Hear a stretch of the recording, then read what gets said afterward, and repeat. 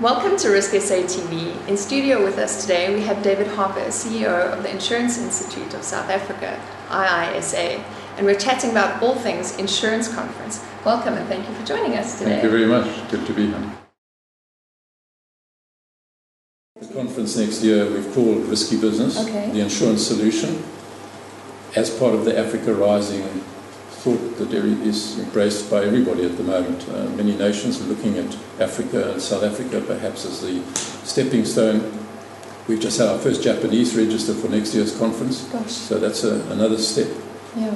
And interesting on that topic, for next year we've already got 180 delegates signed up. Wow. From some 91 different companies and 10 different countries. So we're way ahead of the game at this early stage for July next year. Yeah, that's quite impressive. And just organising something, you've got so many people coming from everywhere. Putting together a conference program, it's been described to me as, you know, a huge feat, almost like conducting an orchestra or painting a masterpiece. It has to be very carefully put together. How do you decide who goes where?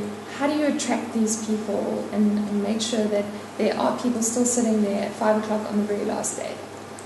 I think the whole focus, and you have your after lunch session, so you've got to have a hot speaker to attract the audience. We try and have some surprise packages at the end of the conference to keep delegates there to the end. There are a lot of sponsored prizes and things like that to keep people in the room. But we've been very impressed the last 2 years, the number of people who've been in the full sessions on the Monday and Tuesday, despite some quite wild parties that occur in the evenings. But the main focus for us is not really the parties. It's nice to have and that's part of the networking, but it's those business sessions that must be good enough to attract people. Yeah. And the attendance last year and this year in those business sessions was at a high level. So we've got to create that again for next year. Yeah, you've got to keep on refreshing. that's again quite a feat. On the topic of the conference, Risky Business, the Insurance Solution, and bringing in that Africa Rising concept. What's behind that theme, and what can people expect to see? Is there anything new in the pipeline? I think if we just go back a step to this year where we called the conference and the theme was the business of insurance is insurance. Risky Business is really just a further step along that road. This industry is all about risk. Motor risk, cyber risk, hail risk, fire risk, liability risk, injury risk, whatever it might be. So, and there's an insurance solution for all of those in the short-term market principally, and that's what our target market is, the short-term insurance market. So risky business is the idea of saying, well, if we're in a risky business, what's the insurance solution to all those risks? And we have new risks that are emerging. The whole cyber area is just in a lot of areas an unknown territory, and it's going to grow. I think credit card frauds and all the other things that are happening in the billions of rands. The hail damage we had a year back, maybe 18 months ago, a loss of 1.4 billion to the industry, and it hit on a Saturday afternoon at 4 o'clock. If it had hit on a Friday afternoon at 4 o'clock, it could have been 14 billion rand damage to motor vehicles and houses and roofs and all that sort of thing. So that was the thought about risky business. It's really, the insurance industry is about risk, and without risk we wouldn't exist. You mentioned 27 countries were represented. You know, this is an increasingly cosmopolitan event. Is it an intentional focus to make it a more global? Absolutely. I think that insurance is traditionally a global concept and a marketplace. We all steal ideas from other countries. South Africa has been very innovative. It's a very quick adapter. If you look at how quickly we took up cell phones in this country, now telematics is the name of the game, and there are many companies in South Africa that are gearing up to really handle telematics in terms of motor and probably other risks. So there are a lot of new concepts and ideas, and South Africa moves very quickly to keep abreast of what's happening internationally. Are we seeing a greater Africa focus specifically at this conference? We've seen an increasing number of delegates from Africa. We're encouraging that. I think when you think of the BRICS concept and the SADC region, I just attended a conference recently in Botswana where we had some 26, 27 countries represented. There was a lot of talk on common educational standards in industry, common marketing in the African context, sharing of business in the African environment as against going externally. And I think the reinsurers are looking at those sort of issues. So there's some food for thought in some of those discussions. But yes, we want to globalize the conference. And we've managed to attract people from as far afield previously, and this year places like Russia, Canada, Australia, Singapore, China, America, all over Europe. And people are using it as an opportunity to network with people from this host of countries. Some of the Americans said to me that it was the best opportunity they'd had to talk to people from a host of African countries in one place over 2.5 days. So we're going to market that more and more internationally. And we've linked up with some international media to that end. Yeah, certainly the feedback that we were getting at the conference was just, especially from speakers overseas, was that it was just a phenomenal opportunity to... Well, I think what we've done with our partners at IISA is say, if we pick the right topics, we've got to pick the best speakers. And if the States or the UK or Germany is ahead of the game in a particular technical area, then we must get speakers from those markets to come here, because the conference is meant to be a learning area and exposure, so you've got takeaway when you leave it, that you've learned something new. And we'll look to any country that's leading the game in some technology or idea, and we'd like to bring those people to SA to share it with Africa. As well as the IISA, there are other industry associations involved in this conference. I mean, it is a huge feat to pull off. Tell us about what are those associations and the different roles that each one plays. We've always felt at the IISA that we should be inclusive of all other industry bodies in the market, so that we all play our own roles, but we work together to achieve the best results.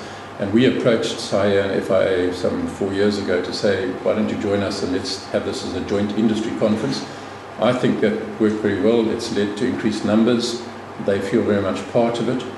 We have a committee of executives from IISA, FIA and SIA who meet and meet literally. We've already had our first discussions for next year.